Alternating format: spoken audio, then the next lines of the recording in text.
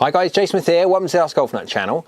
Why have Mizuno irons changed over the years? Why do they not feel like they used to? Why do they not, in some people's eyes, perform as they used to? So when it comes to Mizuno, the biggest taglines Mizuno have always had is hashtag nothing feels like a Mizuno, and the classic buttery smooth that people describe the old school Mizuno irons and how they feel. So let's talk about why they have changed. Now, when we're talking about feel, guys, remember it is this thing here.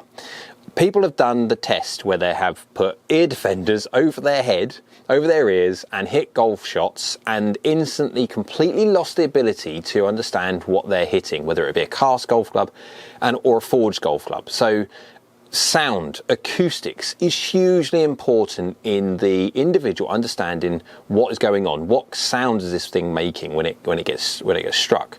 And so you can change acoustic properties, you change the human's perception of feel. Not everyone cares about feel, not everyone cares about sound, but a lot of people do. When it comes to human beings, guys, remember we have far more inputs than we have outputs, and so inputs matter. So let's go take a look at Mizuno's timeline, because there was a divergence in the direction of how Mizuno have created and designed their equipment as time has gone on, and you can see it quite abruptly and quite aggressively change the direction how they go with things. So let's go back to 2002 on their timeline, where you had MP33. Now MP33, as you can see, was basically a blade. There was not much help on that whatsoever, and lofts were very, very traditional at a lovely 36 degrees for a 7-iron. But it was a blade. You cannot get away from how bladey that blade is. MP30, and you can see there, so it's 1 year later, but MP33 was continuing from 2002 all the way to 2006, and MP30 then popped in the year after in 2003 with their helpful blade, we'll call it, as a slight cavity, or that's the smallest cavity that I have ever seen. So then you can go around and look at different irons. You've got MP37 that happened 1 year after, but it's still a blade. MP60, oh, we've got a little bit of a cut muscle, basically a blade. They're very, very small when it comes to the help that these things provide. I mean, they're very, very, very tiny amounts of perimeter weight, and by taking the amount of mass that they're taking out the back, effectively we are still talking about very much so blade design golf clubs.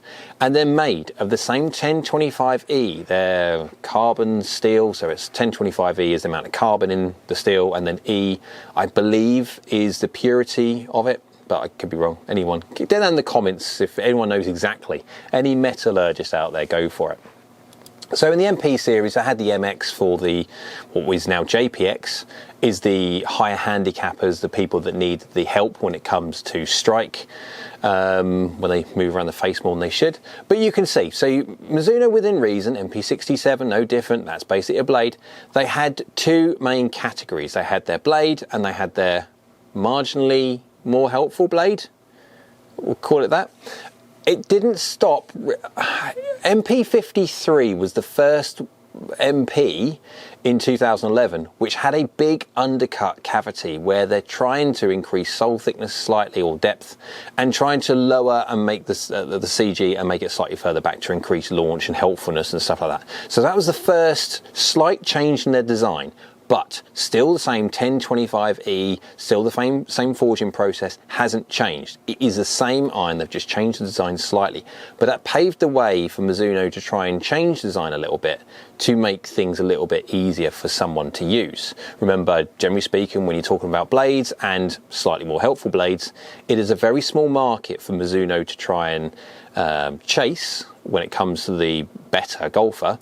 We are made up of all manner of different golfers, and if you look at the triangle, the big wedge, the big part at the bottom is made up of the average high handicap golfer. So what really changed was MP25. Now, I can't click on it, there's not a picture of MP25, but I'll put one on the screen if I can find one on the internet. MP25 was their first boron infused MP iron. So now Mizuno are experimenting with adding certain parts, certain different materials within a head to try and gain speed from the face, trying to gain ball speed. And so by adding boron, it increases the strength of the material, the 1025E, and it allows them to get a bit more ball speed, a little bit more off the face. And obviously when it comes to 2016, definitely we are now starting to talk about the race, the modern day race for ball speed. But that MP25 did feel different. Remember, the one next to it in its range was the MP5, and the MP5 and the MP4 are arguably some of the best looking MP irons ever made, and they were still made of 1025E, which means they still felt buttery smooth, sounded really, really soft, really, really dead, lovely to hit. You put that up against MP25, things change. So from 2010 to 2015, they were trying the change with the multi-material. So they were talking about the change between adding titanium and stuff like that to try and reappropriate some mass in different places. That is them playing, that is them designing and trying to work out a way of trying to make something, an MP iron, a bit more helpful when it comes to center of gravity location. You can see them change, Mizuno changing, but they're still 1025E.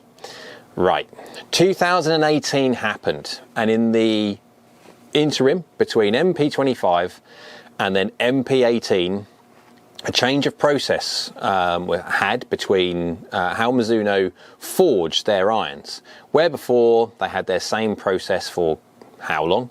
A long time. And then when it comes to the MP18, they changed it to a high-density forging. High-density forging basically just squished it even more to a tighter, more grain flow forged idea. Now that's great for consistency. However, it does have an acoustic change in its strike. And because of that acoustic change in its strike, people perceive that as not so now buttery smooth. And people don't like it. And so at that point, an MP25, Mizuno are learning every single time they do something. They're listening to the golfers, listening to reviewers, listening to everybody that has a say on how a certain new golf club is performing to make sure they don't make, if they're making a mistake with anything whatsoever, they change it for the next one. And they make sure that they try and, as all businesses do, they try and continually make something, a product, nicer, better, and more desirable for the golfer to buy. Again, Mizuno are a business no different to everyone else. So MP20 happened, where you've still got the same HD process, there's still high density forging. However, we've included now copper, and with that copper underlay, now it goes 1025E, nickel plate, copper, then nickel plate, then the chrome. Very, very complex and expensive process making these things, but yeah. By adding the copper in, it brought back that lovely Mizuno feeling in the blade. When it comes to the range now, you had in the MP20, no difference in MP18, you had their split cavity and the MMC in the 18. They dumped the split cavity, they kept the multi-material, the one with the titanium and tungsten lumps in them, but they then added the player's distance, the HMB, and the HMB was a hollow head, or a mostly hollow head, tungsten-filled Goliath when it comes to distance.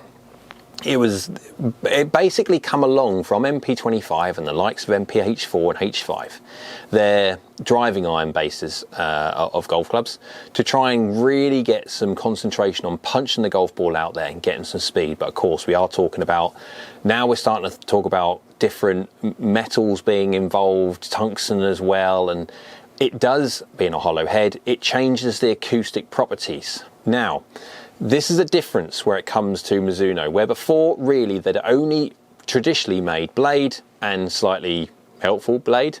Now they're making blade, as always, that feels exactly the same. There's no difference. The 221, which is the most current one, and even MP20, they've still got copper and they feel just as classically lovely as an MP5. It's just a case they've had to use copper now to get it to there because of that high density forging. When you're talking about the HMB and the MMC, they are not the same as the rest. They have now, Mizuno have increased their range, broadened their spectrum of golfers that the MP range can be used for, or used by. And so therefore it will change throughout the whole range. Now it is now not a Mizuno Pro being the same as a MP33 or an MP37 or whatever it is from years and years ago. They are different golf clubs. The only one that has a similarity towards those is the blade. And so it will be interesting to see what happens, because obviously you've got 221 now, which is the same as the blade. You've got the 223, which has got the chromoly in it. They've got forged chromoly, and then also got the micro slot in it. So inside, you can't see because of that badge, it's got the same slot as the JPX forged. So a little bit of the JPX lines coming into the MP to try and gain more forgiveness. And then of course MP Mizuno Pro 225 is their hollow head, and of course that will never sound or feel like a blade, regardless of how much copper you want to stick into it. Now of course we have 241, 243, 245, I believe that's what they're going to be called, coming soon, and it will be interesting to see the direction of the technology changes going forward when it comes to the new releases. I can guarantee you this though, when it comes to nothing feels like a Mizuno and everything's buttery soft, that really the only thing that will be able to have that tagline will be the blade. Everything else will be a technology-driven idea to increase the range of golfers that the MP, the Mizuno Pro range, can be used by. And so therefore technology has to be added to the heads, which will make them feel in a certain way. Now I don't think they're coming away from copper because of obviously the advantages that copper gives when it comes to the sound dampening properties that you get from it.